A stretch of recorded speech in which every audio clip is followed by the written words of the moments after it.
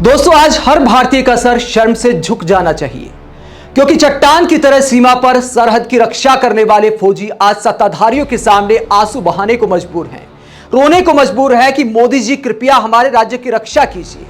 जिन्होंने देश की रक्षा में कई साल न्यौछावर कर दिए, आज वो अपने राज्य की रक्षा के लिए सरकार से गुहार लगाने को मजबूर हैं।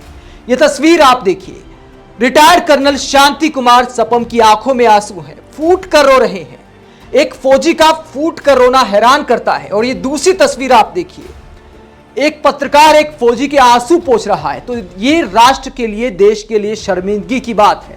दोस्तों, एनडीटीवी के पत्रकार तमल ताहा ने जब मणिपुर के दर्द को लेकर रिटायर्ड कर्नल से सवाल पूछा तो रोते हुए कर्नल ने क्या कहा, जरा सुनिए। शांति कुमार सपम प्रधानमंत्री को क्या कहते हैं, जरा सुनिए।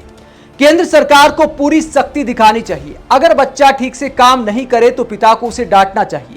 मैं बहुत मायूस हूं कि हमारे प्रधानमंत्री अब तक चुप हैं। कितने लोग मारे गए, लेकिन उन्होंने अब तक एक शब्द तक नहीं बोला। आगे शांति कुमार सपम कहते हैं, चाहे कोई भी समुदाय हो, हम सभी इंडियन हैं। वो आखिरकार चुप क्यों हैं? उन्हें इस मुद्दे का समाधान करना चाहिए। उन्हें इस मुद्दे पर दखल देना चाहिए। वो देश के प्रधानमंत्री हैं। क्या उन्हें हमारी कोई चिंता नहीं है? मैंने इंडियन आर्मी में सेवाएं दी और रिटायर हो गया। मैं असम रेजिमेंट से ताल्लुक रखता हूं, जिसमें मेरे नागा, कुकी और मैतई सबने मिलकर इस देश की रक्षा करने का काम किया। लेकिन आज जब मैं अपने भाइयों को जलते देखता हूं, मरते देख रहा हूं, तो दिल में दर्द होता है। तो ये रिटायर्ड कर्नल शांति कुमार सपम का दर्द है।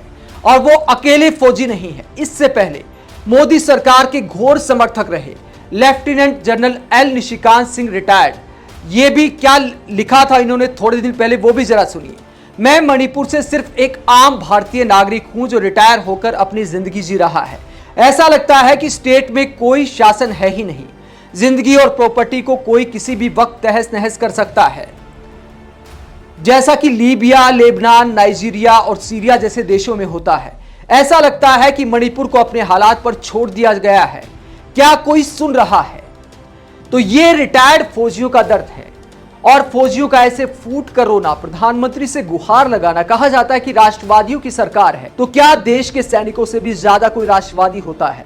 और अगर आज हमारे देश के फौजी रोने को मजबूर हैं, तो ये देश के लिए शर्मिंदा होने वाली बात है। और फौजियों के आंसू पीएम मोदी से सवाल पूछते हैं कि क्या आप वोट बैंक की पॉलिटिक्स के लिए मणिपुर पर चुप हैं?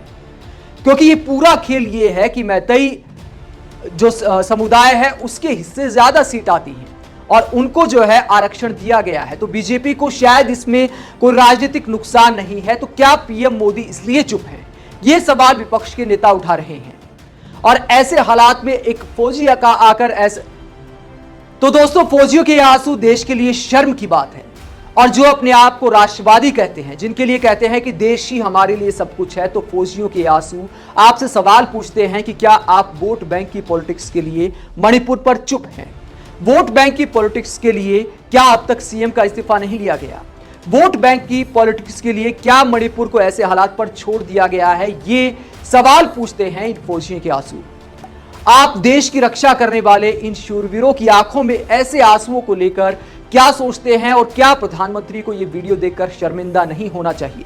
मणिपुर ऐसे हालात में है और प्रधानमंत्री अब भी रोजाना इवेंट का आयोजन कर रहे हैं और देश के फौजी पूछ रहे हैं कि आपको मणिपुर पर एक शब्द बोलने की फुर्सत कब मिलेगी?